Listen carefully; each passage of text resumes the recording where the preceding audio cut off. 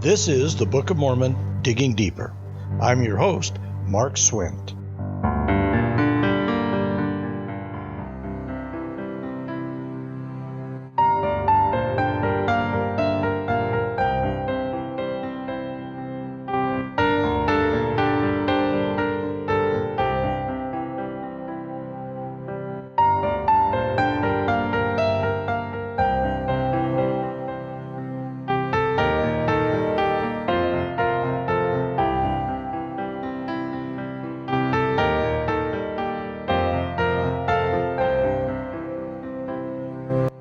"'Tis but my name that is my enemy." These words, spoken by Juliet in William Shakespeare's Romeo and Juliet, are part of a larger soliloquy which also includes the following plea. "Deny thy father and refuse thy name, or if thou wilt not, then I am no longer a Capulet." This is also the scene from which we get the much more famous "That which we call a rose by any other word would smell as sweet." And in the same soliloquy, Juliet says, "Thou art thyself, though not a Montague, oh, be some other name." Today we're going to talk about names in the Book of Mormon specifically, a subject which, when I began researching it, I was quite amazed by the depth of information that exists on names in the Book of Mormon. Let's start by doing this. Imagine you're going to write a book, or even just a story. There are three things that all authors must do when creating a story. They must create a setting. They must create a plot. They must populate that setting and fill in that plot with characters. A setting is rather easy for fiction. You can place the story anywhere you want. People are people, after all, and pretty much anywhere you go, you will find the same intrigue, the same romance, the same passion. The plot is a bit more complicated. This is the engine of the story. You must have something to tell, and your story must be compelling enough for your audience to become engaged in it. Lastly, you must create characters, and this might be harder than it would seem. You must have a protagonist, a person or persons that carry the story forward. Ideally, the protagonist should be a likable or at least a relatable character with whom the audience will in some way identify. To balance the protagonist, you need to have an antagonist, a character who will oppose any and all efforts by your protagonist to accomplish the stated goal of the story. Bottom line, you need good guys and you need bad guys. When writing fiction, most of this is at the liberty of the author to create. However, when writing historical accounts, or even historical fiction, which in fact is a very effective way to tell a larger overarching story, the author must stick with established facts and conditions. Events, places, politics, and social structure of the time should be respected. Now, if you're going to write a story about French history, and fill it with characters, names like Debbie and Jeff and Roger aren't going to work. You're going to need to give your characters French names. Names like Jean-Pierre, Michel, Claudette. Names that sound appropriately French. If you're going to write a science fiction story about the future, you're obligated to come up with unique and odd names that sound somehow futuristic: Xenon, Argon, Xandar. You see, names are important in giving credence to the characters we follow. Now, imagine you're going to write a story about ancient history, about real places and real people, but about places and people of which almost nothing is known. To write a story about ancient Egypt and ancient Palestine, the land of Jerusalem, it would be smart to understand the politics and the political setting of the time. Also, the social structure of those lands during that time, which your story occurs, is important. And then you would be tasked with coming up with names that would be appropriate to that area. In the case of the Book of Mormon, Joseph Smith was tasked with, according to the skeptic, making up many, many unique names while having absolutely no resources, or source with which to find those names. And yet, amazingly, he managed to come up with 337 names. Of those 337 names, 149 are also found in the Bible, but fully 188 names are unique to the Book of Mormon.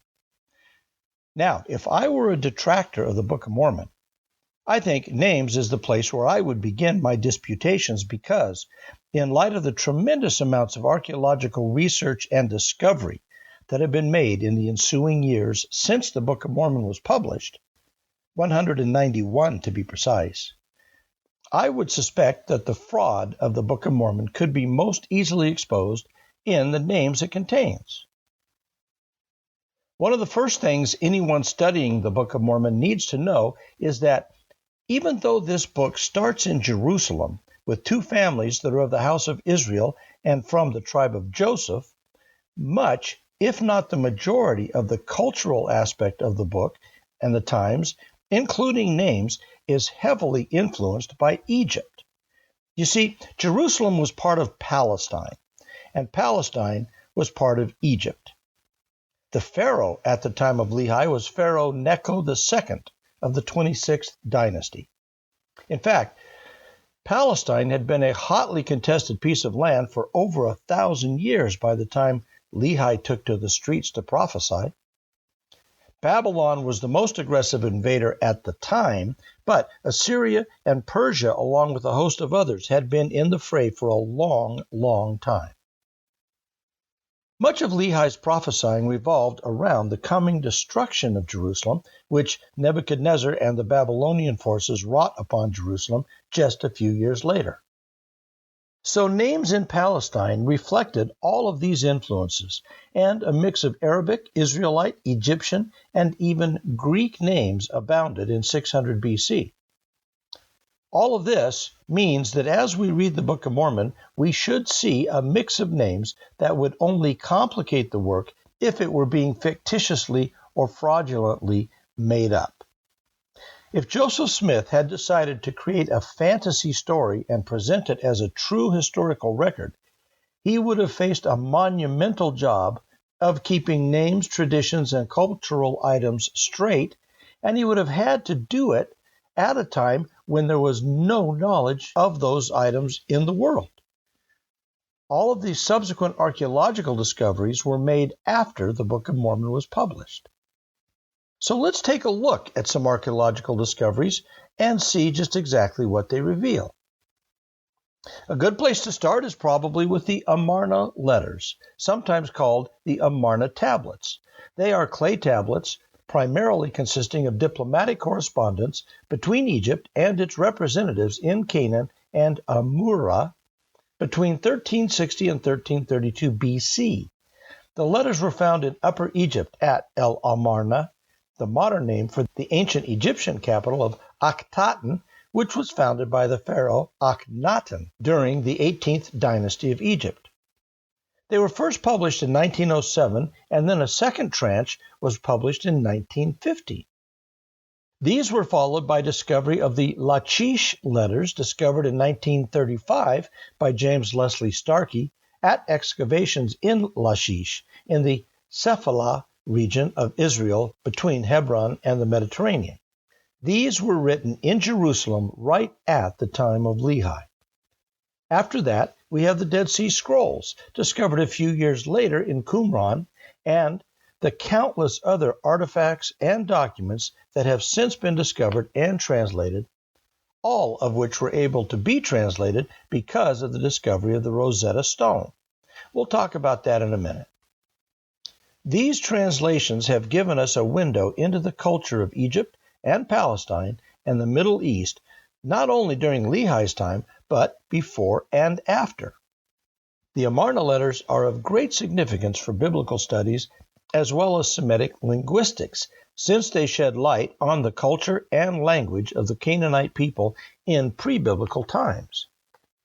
The Lachish letters have given us lists of names and positions and hierarchies, political leaders, and structures of the society in Jerusalem at exactly the time that Lehi and his family left Jerusalem. The Dead Sea Scrolls continue to deliver a trove of treasured information about Palestine and Hebrew life near the time of Lehi.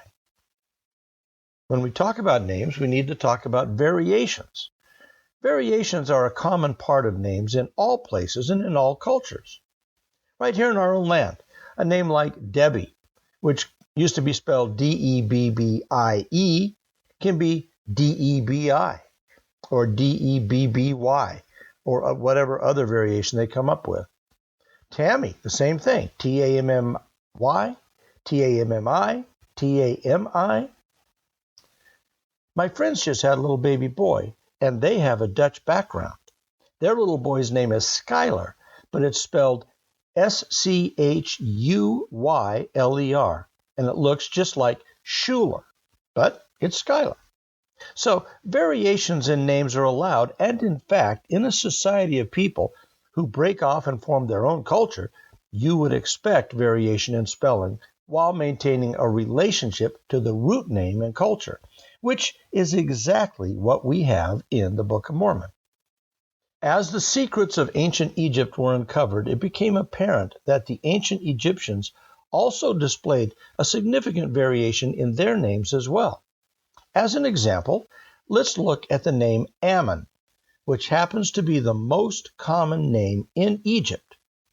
Variations on that are Amon, Aman, Amun. It actually means Great Universal God of the Empire, and men named Ammon were often servants in the temples of Ammon. Well, in the Book of Mormon, one of our most prominent characters is Ammon, Ammon with two M's. Ammon or Amun was often a suffix appended onto other Egyptian root names. An example is Tutankhamun or Tutankhamun. Tutank means the living image of, and when appended with Amun, it means the living image of the great universal God. In the Egyptian texts, we found the name Heraman, Heramon. Her means in the presence of, so Heraman means in the presence of Ammon, or in the presence of the great universal God. Now, here's the interesting thing. The R in Egyptian is replaced with an L in Hebrew or Semitic dialects, so that the Heraman of the Egyptians would be spelled Helaman in the Semitic or Hebrew. And that's exactly what we find in the Book of Mormon. There is no L in Egyptian. Keep in mind now that the Book of Mormon is about a people who are a blend of Egyptian and Hebrew cultures. So the Helaman that we read about in the Book of Mormon is a totally consistent name.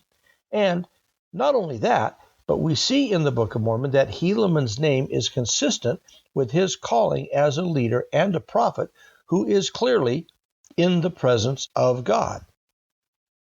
Well, interestingly, in ancient Egypt, we have a character who, when he became king, changed his name to Meri-Ammon. That's Meriamon. In the Book of Alma, we have the name Mori-Anton, with Anton instead of Ammon. Mori-Anton was the founder and leader of the people we find in Alma chapter 50. Meri-Ammon was a king in Egypt. But before he became king, he was a chief judge, and at that time, his name was Panazem, or Panazem, P-A, and then N-E-Z-E-M, Panazem. When he became king, he changed it to Meri-Ammon. He was one of a number of people we have records for in ancient Egypt, including a man named Pa-Yank, we have a Pa-Menech, and we have a Pa-Mank. You should understand that in Egyptian there are no vowels, which is interesting enough. So the Egyptologists are actually transliterating into a construction that requires the insertion of vowels when they translate from Egyptian. But those are the spellings they have come up with. Also, there is the Greek pakomios. All of these start with the prefix pa, and all of them were judges in Egypt. In the Book of Mormon, turning to the Book of Helaman, chapter 1, we read about one Peanki. Peanki was a chief judge in the land of the Nephites, and he was followed by Pacumeni, who was followed by Pehoran, who was followed by another Pehoran. All of these people were judges, and their names began with PA, as if PA is some kind of a prefix denoting a judge, both in the Book of Mormon and in ancient Egypt. Now, as I said a minute ago, Pa-Nazem, who was the chief judge of Egypt, once he became king, changed his name. He was no longer a judge, so he changed his name from Pa-Nazem to Mary-Ammon.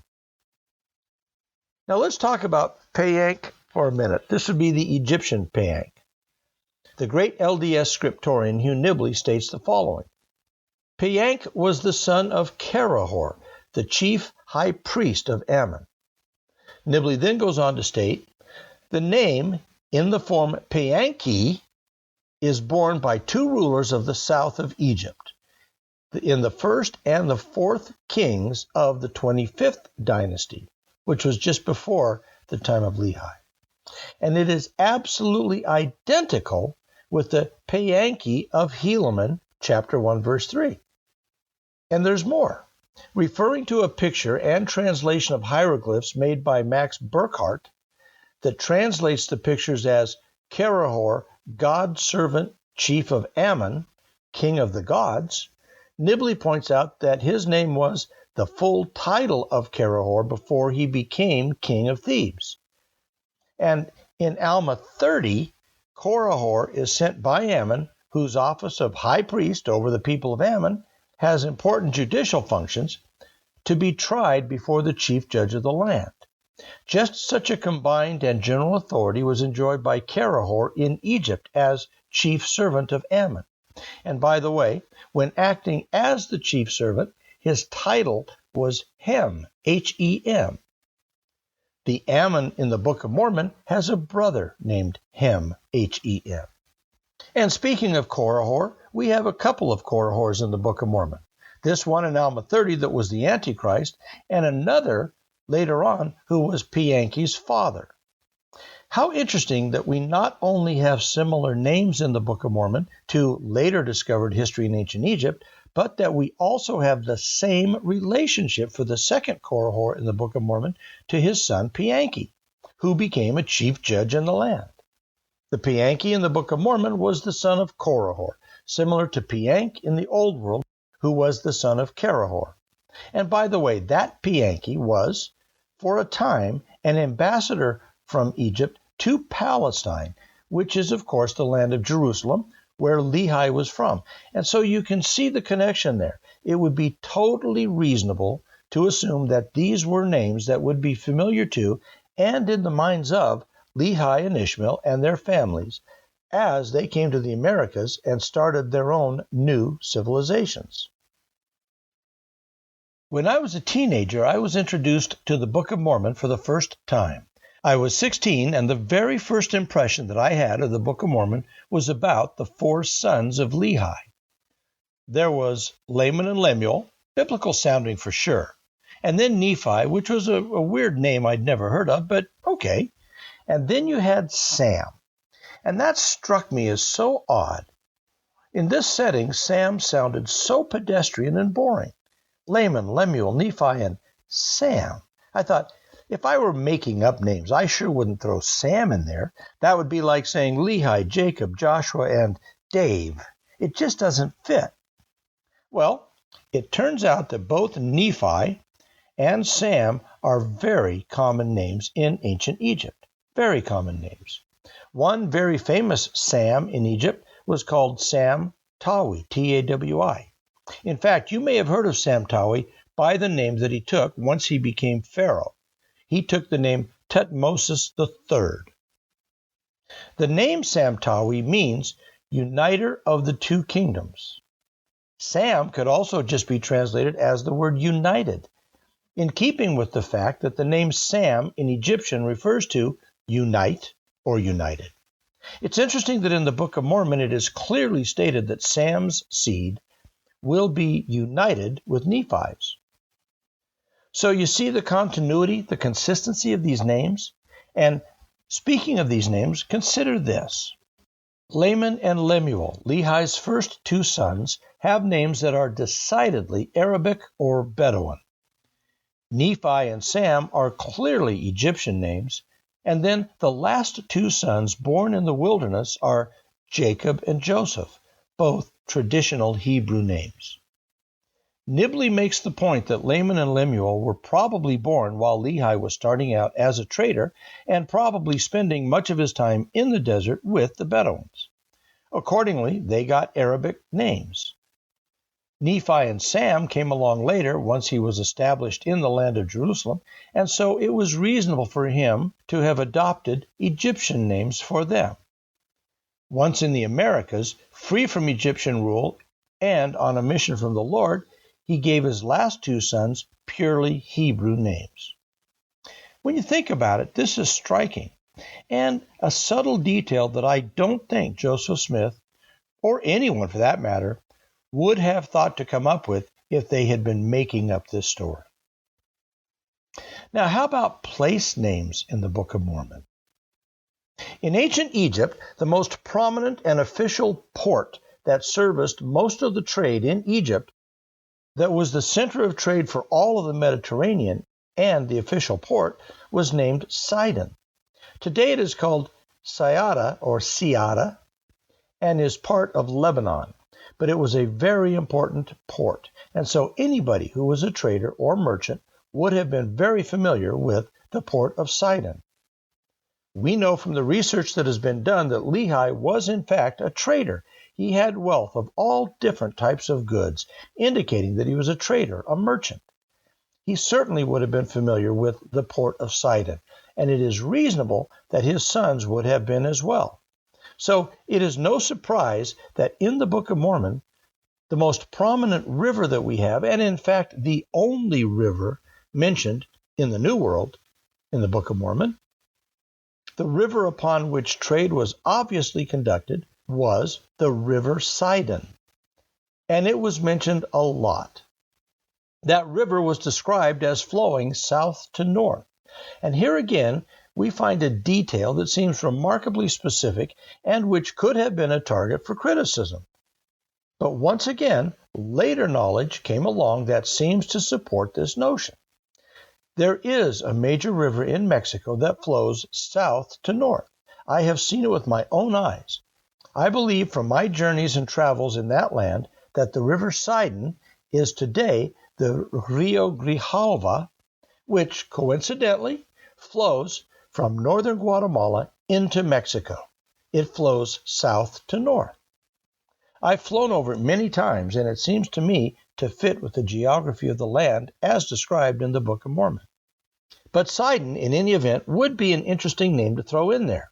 I wonder how Joseph Smith would have come up with that name for a river of trade versus any of a million other options that he could have had.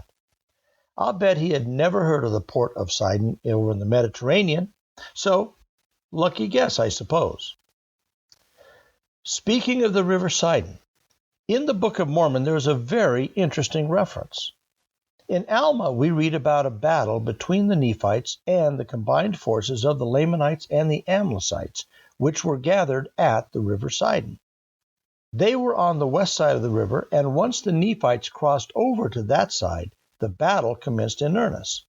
In Alma 2, verse 37, describing this battle, we read about a place called Hermounts, Hermounts, Hermounts.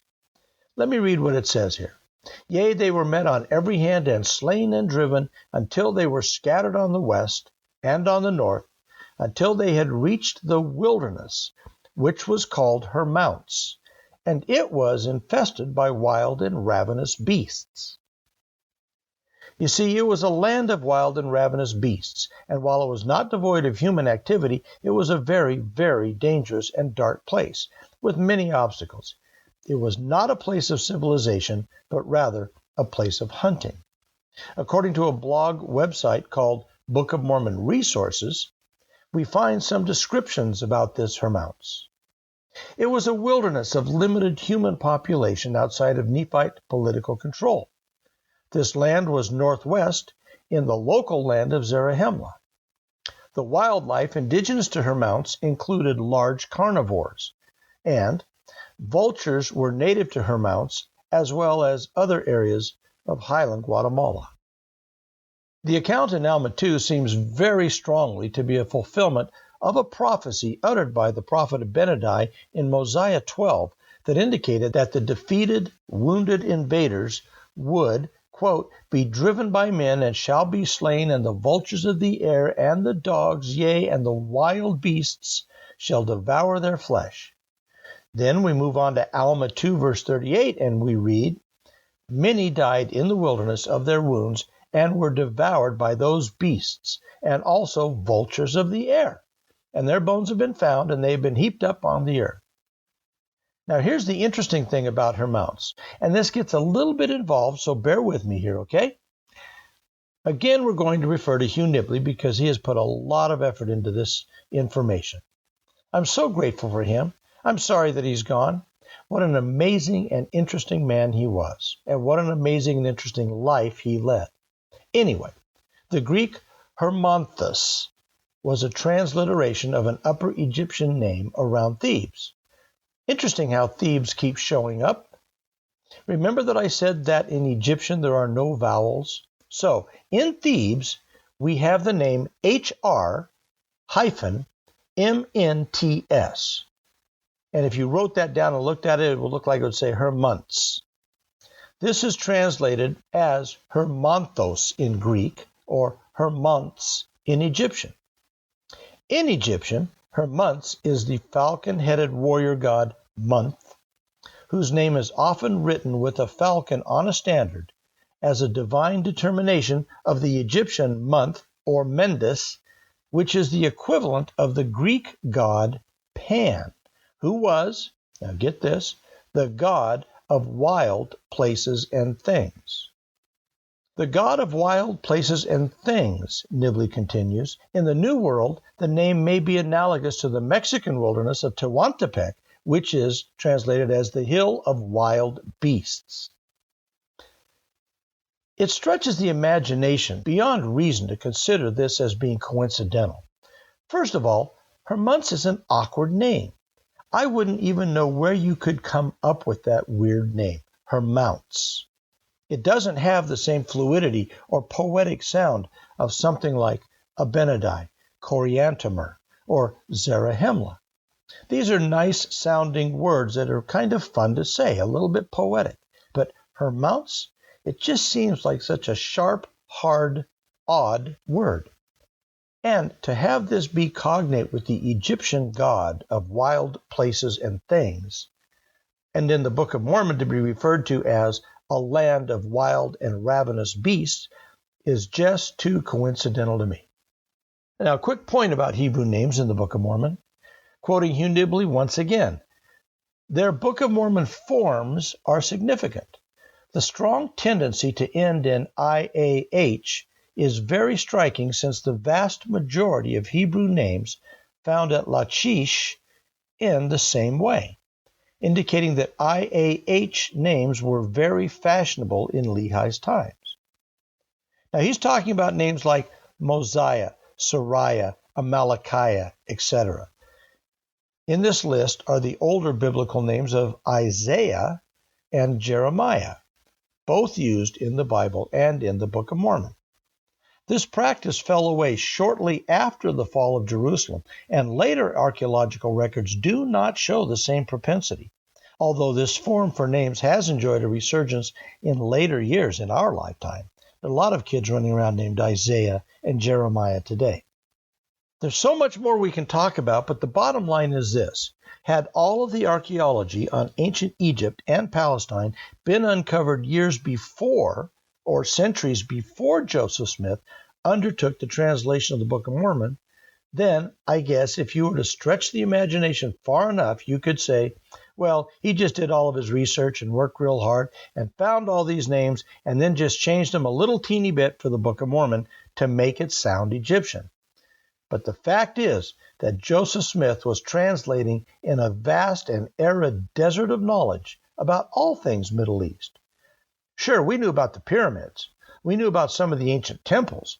We knew that the walls were covered with hieroglyphs, but people couldn't read them. We really couldn't get any useful information from those things at all that would allow any author to compose an account of their dealings in life in those times. It wasn't until just before Joseph Smith was born, 1799 to be precise, that the Rosetta Stone was discovered by Napoleon's army during his Egyptian campaign, which lasted from 1798 until he was defeated by the British in 1801. The Rosetta Stone was moved to the Cairo Museum, where several prints were made of it.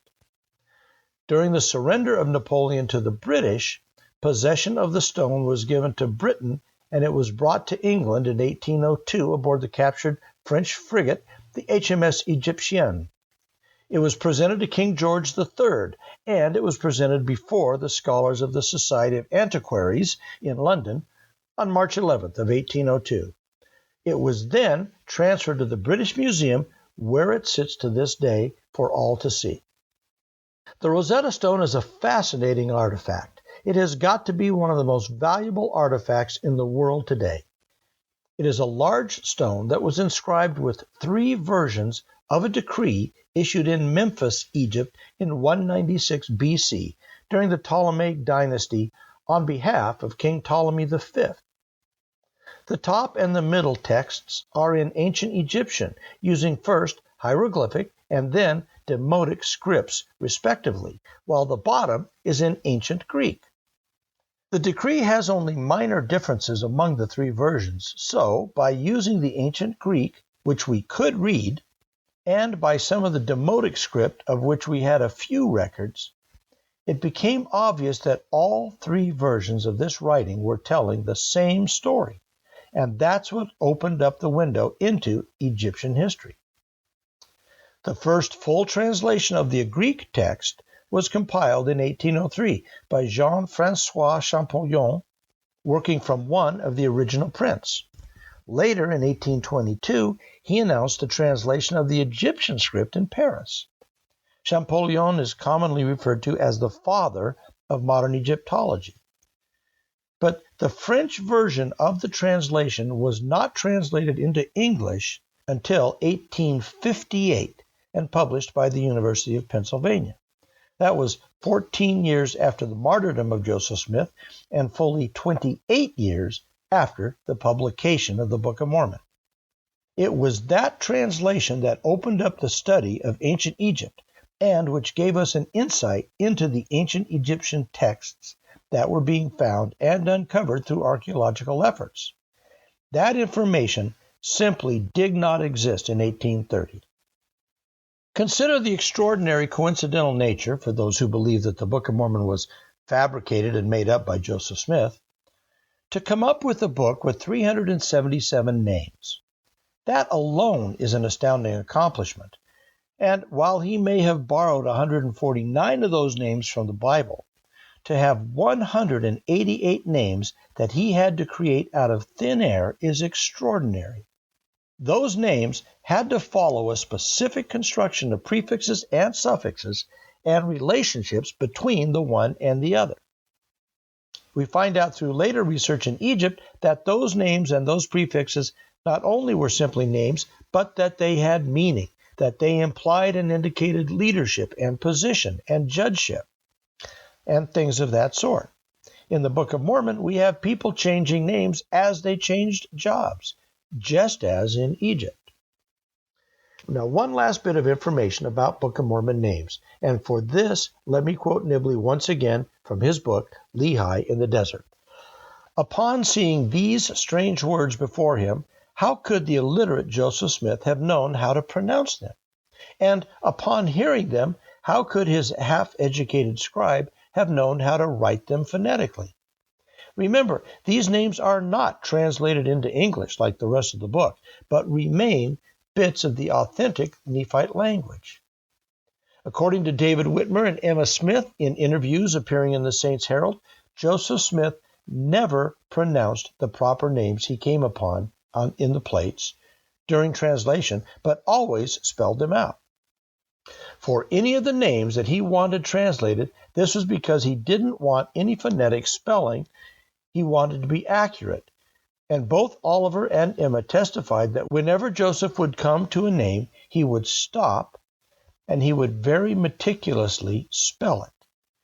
It was important to him that it be spelled as the translation fell onto his eyes.